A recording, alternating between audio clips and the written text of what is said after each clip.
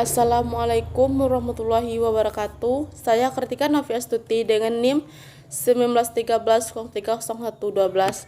Baiklah, saya akan menjelaskan materi tentang pengertian awul. Awul secara bahasa bermakna naik atau meluap. Awul juga berarti bertambah atau menaikkan jumlah bagian ahli waris terhadap asal masalah. Sedangkan definisi awul menurut istilah fuqaha yaitu bertambahnya jumlah bagian-bagian yang disebabkan kurangnya pendapatan yang harus diterima oleh ahli waris, sehingga jumlah bagian semuanya berlebih dari asal al-masalah. Awul terjadi saat makin banyaknya ashabul al-farud sehingga harta habis. Baiklah, hanya itu penjelasan dari materi dari saya. Selanjutnya akan dijelaskan oleh teman saya. Saya akhiri, wassalamualaikum warahmatullahi wabarakatuh. Assalamualaikum warahmatullahi wabarakatuh. Baiklah, saya Lucy Amelia dengan NIM 1913030010 akan melanjutkan materi dari saudari Kartika.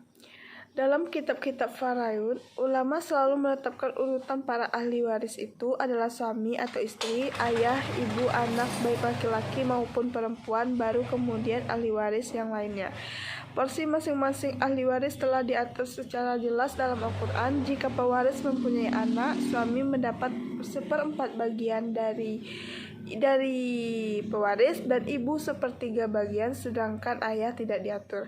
Untuk yang tidak diatur, para ulama berpendapat sama, yaitu menerima sisanya.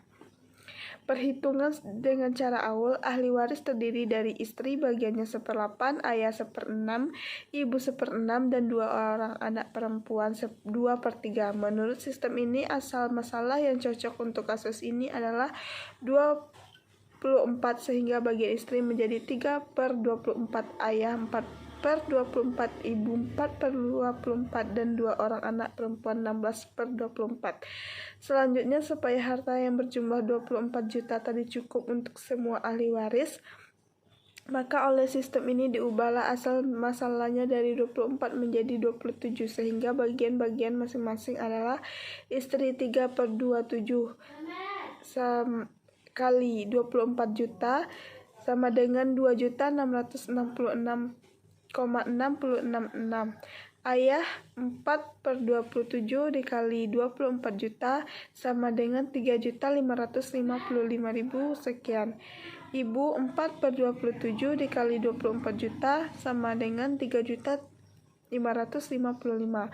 2 orang anak perempuan 16/27 dikali 24 juta sama dengan 14.222.000 sekian. Jumlahnya adalah 23.999,999. Assalamualaikum warahmatullahi wabarakatuh. Perkenalkan nama saya Rizal Stanto, NIM 1913030085, akan menjelaskan tentang pengertian arad. Arad artinya adalah kembali atau berpaling, seperti yang terdapat dalam surat Al-Kahfi ayat 64, yang artinya Musa berkata, "Itulah tempat yang kita cari, lalu keduanya kembali mengikuti jejak mereka semula." Menurut istilah, arad adalah berkurangnya pokok masalah dan bertambahnya jumlah bagian ashabul furuj. Terjadinya masalah arad apabila pembilang lebih kecil daripada penyebut dan merupakan kebaikan dari masalah awul.